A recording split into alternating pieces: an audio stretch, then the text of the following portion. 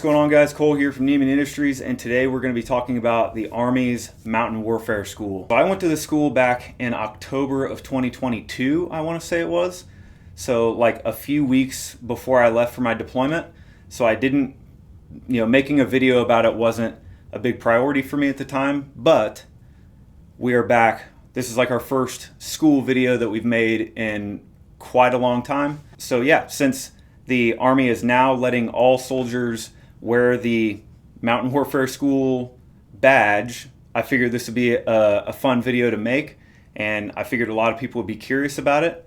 And kind of the hot topic is that they are changing the badge. So the Ram's Head is the badge that school's always had. If you don't know what I'm talking about, you can Google it. It looks like they call it a Princess Leia because the ram's horns curl around and it just looks like a head with like buns on the side of its head. But there's a lot of history and tradition in that badge, but they're doing away with it. Whoever it is, the powers that be apparently are not fans of animals in their badges or something. So the guys at the Mountain Warfare School I know have submitted a few designs to the Army for approval of the new badge, but we are still waiting to find out what that's going to be. For those of you who don't know anything about Mountain Warfare School, because it's generally a National Guard school, it takes place in Jericho, Vermont.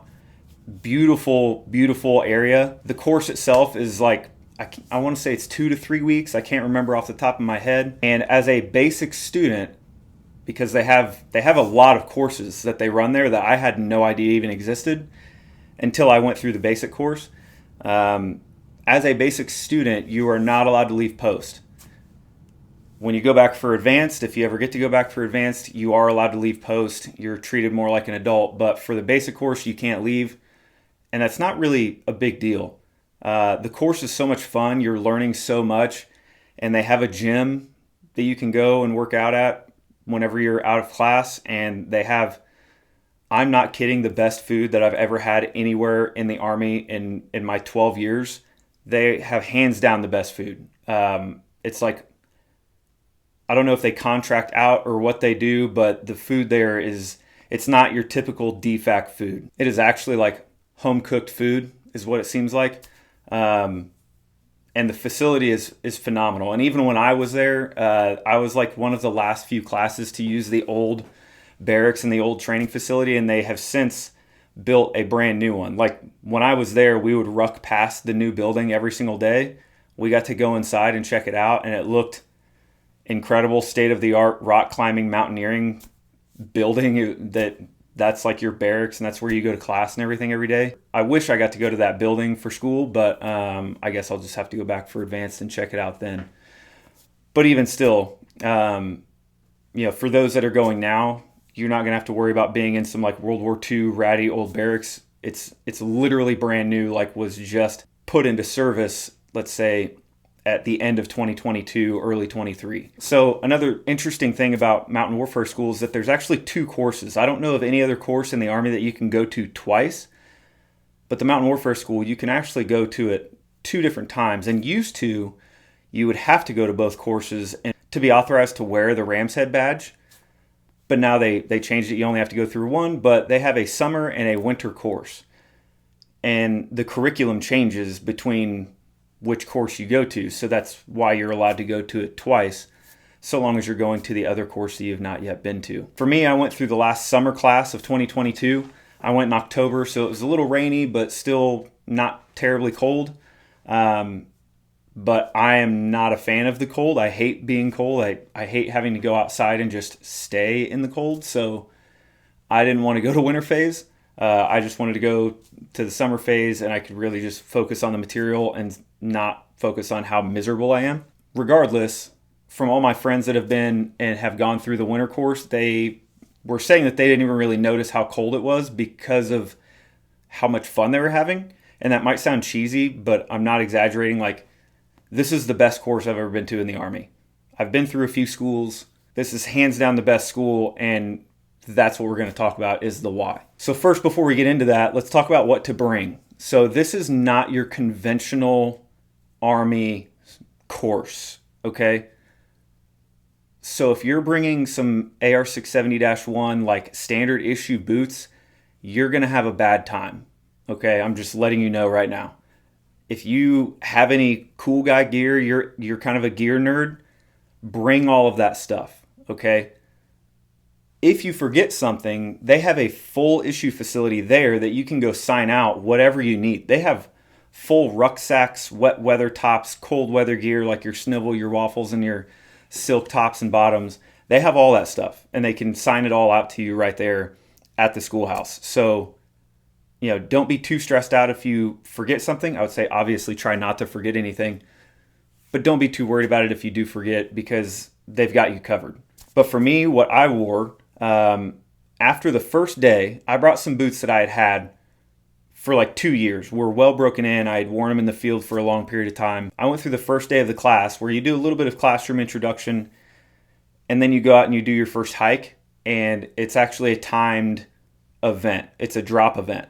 So you have to ruck a mile up this really, really steep hill or mountain or whatever you want to call it. And if you don't make it in a certain time hack, you're just dropped from the course. Okay. It is the Mountain Warfare School. There is a lot of rucking. Okay. I'm just letting you know that right now. For some reason, I went there with the information that I had been given was just, it's a great school. You learn how to tie knots and make rope systems. It's a blast. The instructors are awesome. And I had completely just skipped over the fact that it's Mountain Warfare School. So we're probably going to be rucking in the mountains a lot. And so I showed up. I was wearing the Garmont, not the lightweight Garmont boot, but the more heavyweight Garmont boot. I can't remember what the model is off the top of my head. Like I said, they were well broken in, and my feet were absolutely wrecked after the first day. I can probably show you the picture of my feet after that first ruck march, and thinking that I had to go through the rest of the course with my feet like that, I was like, there's no way. There's absolutely no way. Luckily, all of the instructors there are not wearing authorized boots. Okay, they're Mountain Warfare cadre, so they're wearing high-end mountaineering boots. And they talk a lot about this, like sustainment in mountainous terrain.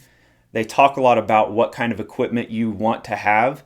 And so they're just kind of that example of the mountaineering experts, and they wear mountaineering boots every day. So when I went and I asked, hey, can I wear some Salomons because my feet are absolutely hamburger right now? They were like, yeah, man, that's fine. So for the rest of the course, until graduation day, I wore some low-top Salomons. The Speed Assaults is what I wore every day for the rest of the course. And that's kind of to illustrate another point, is that they don't force you to wear standard issue anything, okay? I brought an Eberlestock rucksack. I brought a Spiritus Systems chest rig that had nothing on it. It was just the placard. I didn't have anything expanded. It was just the harness, the placard, and a waist strap or a back strap or whatever you call it. And that's what I wore for the entire course. You don't really need to carry any mags. It's just unnecessary weight. So I just had like a GP pouch on the front that I had land nav equipment in. That's really all you need. You can travel super, super light. Now you do have a lot of equipment that you have to carry that they issue you, but whether it's ropes, carabiners, etc., you have a lot of stuff that they're going to make you carry, but I will say the rucks aren't terribly, terribly heavy, depending on what you have. If you have the Skedco and a lot of that other stuff that they have that you get to disperse amongst your squad, you'll be okay. But like the Skedco sucks. It just does. But so the first day you have your timed ruck event, and they get right into knot tying, because at the end of the first week, roughly, you have your knots test. And in your knots test, you have to tie your knot, whatever knot they call off. And there's a select list, obviously, that have a specific way that they have to be tied and dressed. And there's a definition. And when they hit the timer, you have to tie the knot and recite the definition word for word in the allotted time. So some of the knots are a little bit harder.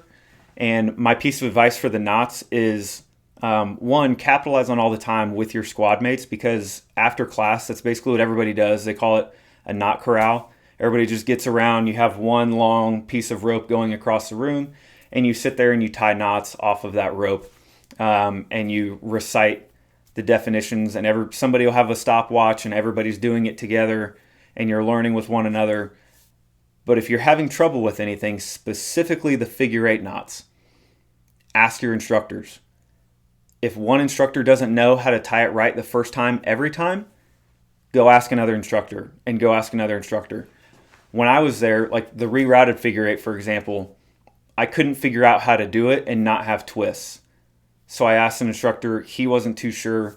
I went and asked another instructor, and he was able to tell me right away, immediately, this is how you do it right the first time, every time, so that you're not wasting time trying to dress and correct your knot. The reason that some of the instructors don't know is because after you pass the course, after you pass the basic course, the figure eight knot doesn't have to be dressed to maintain its functionality and its integrity, okay? But they have to make you dress it properly for the class. So that's why. So one of those instructors probably did it right when he was in school. When he became an instructor, and since he's gone off and done a whole lot of mountaineering on his own time, he's never had to actually remember how to do it right the first time or dress it up or anything like that, because you can have twists in a figure eight and it's fine. It's still going to work. But just so you know, if you're having trouble, go ask the instructors, and if one doesn't know, another one will. Ask the instructors until you get the right way to tie your knot right the first time, every time. And really, learning how to tie your knots is probably one of the best ways that you can prepare. The Mountain Warfare School does have a YouTube channel with all of the knots that they test you on, where they show you from an overhead top-down view of how to tie your knots, and they also recite the definition. So if you're looking to prepare, I did not prepare at all for this course, and I still did really, really well. So it's not terribly difficult, but if you wanted to be as prepared as possible, go to the Mountain Warfare School YouTube channel and watch all of those videos and practice your knots now and ruck.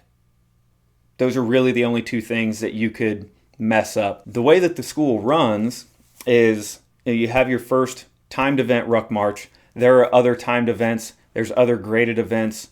You do your knots test, you do a land nav test, and you do your rope systems test. I think there's some other things sprinkled in there, but those were like the big ones that you had to really, really get down. And the land nav is awesome because they give you an altimeter watch and they teach you how to land nav using contour lines. If you're adept at land nav at all, or you're advanced at land nav, this should be pretty easy and pretty interesting for you, because, and you shouldn't dead reckon. I don't think you should dead reckon ever, but especially in mountainous terrain, you shouldn't dead reckon. But what you can do is terrain associate, stay on a general azimuth, and run until you hit an elevation, and use your contour lines on your map. So if my point was here, I would deliberately offset to the left a little bit, and I would just go this way until I hit a specific elevation, and then I would take a right face and I would handrail that contour line all the way up to my point. And it worked every single time.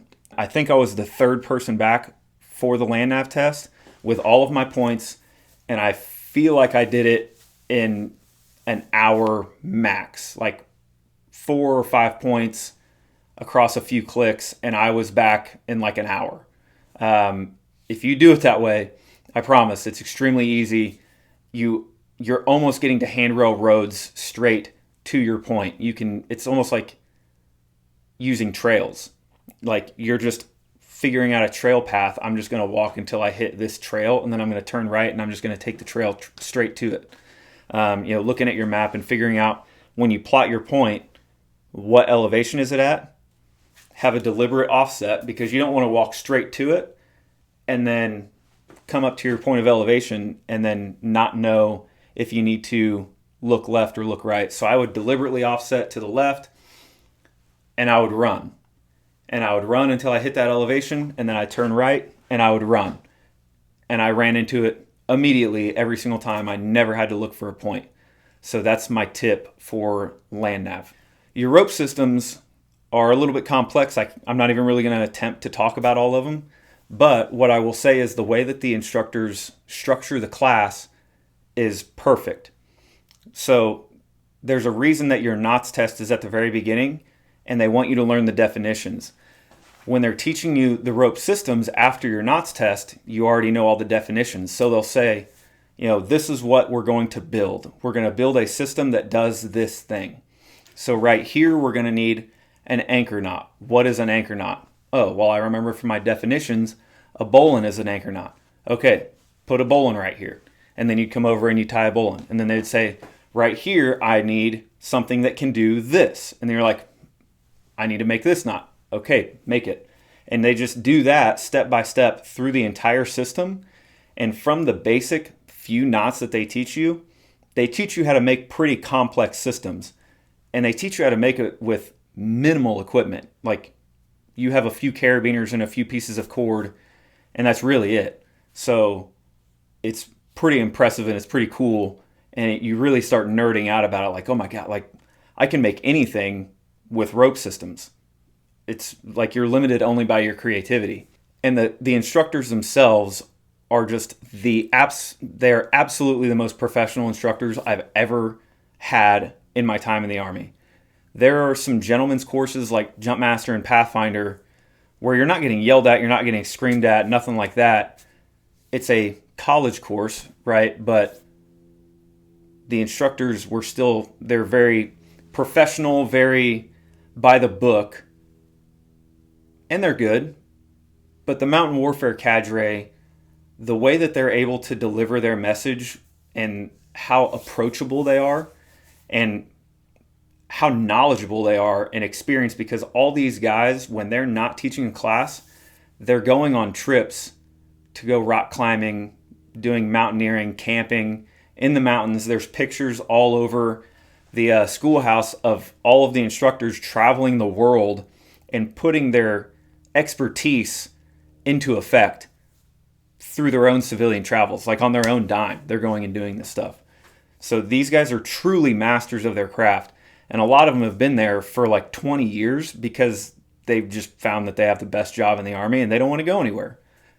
But that's very beneficial to you as a student because you're getting a wealth of knowledge from these guys. And they're all very laid back. Couldn't be more cool. And I'm just telling you, if you just went from Ranger School and now you're going to Mountain Warfare School, you're going to be blown away from the contrast of how intense the instructors are. These instructors are just trying to give you the knowledge. They don't have to physically punish you because the mountains are going to do that for them. And that's really like the last little tidbit I'll give you is that the barracks are at the bottom of the mountain and the training area is at the top. So every day when you get up and you're going to go to the training area, you should expect that you're going to have to ruck every single day. They never seem to take the same route.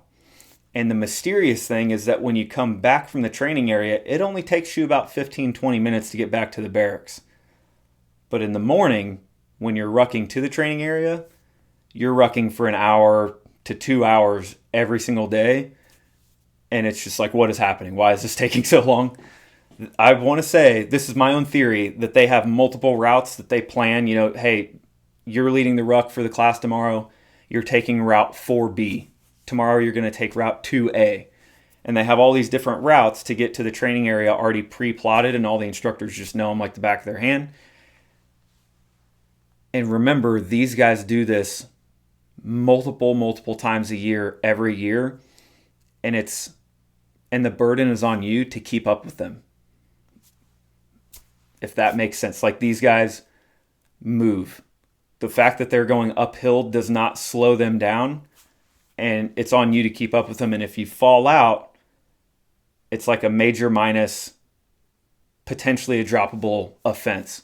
So don't fall out. I would recommend training your ruck marches prior to going out there, specifically at an incline, because I got humbled when I got there. And I've never had any issues with rucks. I feel like I was definitely not like at the bottom of the class, maybe average or above average in my class, but I was still humbled. I was like, especially looking at the instructors and seeing how fast they could move. it was like, I don't understand how this is possible, but these guys do it all the time. They're always in the mountains. The material that you're getting taught, the content of the classes is absolutely awesome. It's so much fun. The instructors are phenomenal, masters of their craft, 100%. The schoolhouse is awesome. Food is awesome. The training area is beautiful. The sights that you'll get to see when you get to the tops of these mountains and you look off of a cliff face and you see the landscape of Vermont, it's absolutely the most awesome experience I've had at any school in the Army. I hope I get to go back here soon for either their advanced course or their mountaineering or their marksmanship mountaineering course. I really want to go back and do all that stuff. So fingers crossed for the future. But that's all I got for Mountain Warfare School, guys. If you have any questions about anything specific or anything that you may have heard, let me know in the comments down below. If you've been, comment down below. Let us know what class, like what year that you went through, and let us know what your favorite memory was for Mountain Warfare School. And make sure to like, comment, subscribe, hit the notification bell, all that jazz. We really appreciate it. You guys don't understand how much it helps our placement in the algorithm with YouTube. We've been growing exponentially since we came back and started making videos again. So we really appreciate all you guys. Make sure to check out the Nemean website. Check out all the new merch. We even just added a new gray t-shirt with kind of a Greek theme to it, as well as an Army authorized, like AR670-1 approved Coyote Brown team shirt. So go check all that stuff out. Thanks for watching, guys. We'll see you in the next one.